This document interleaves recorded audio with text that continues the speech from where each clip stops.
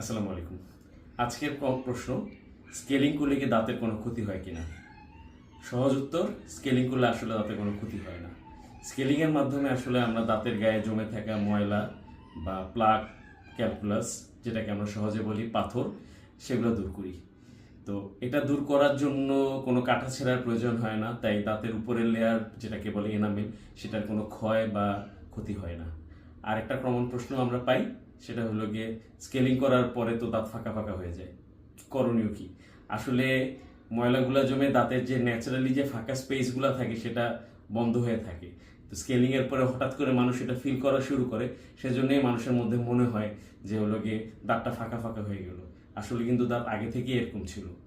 তো আমাদের যেটা করতে হবে, স্কেলিং করার প্রয়োজন হলে অবশ্যই এটা করতে হবে।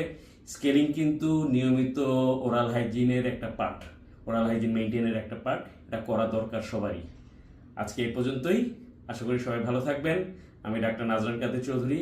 কোনো প্রশ্ন থাকলে বা কোনো কিছু জানার থাকলে কমেন্টে জানান, আমি চেষ্টা করবো সহজভাবে উত্তর দেওয়ার। আল্লাহ হাফিজ। আসসালামু আলাইকুম।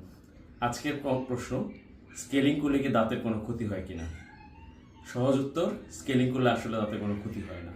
স্কেলিংয়ের মাধ্যমে আসলে আমরা দাঁতের গায়ে জমে থাকা ময়লা বা প্লাক, ক্যালকুলাস, যেটাকে আমরা সহজে বলি পাথর, সেগুলো দূর করি।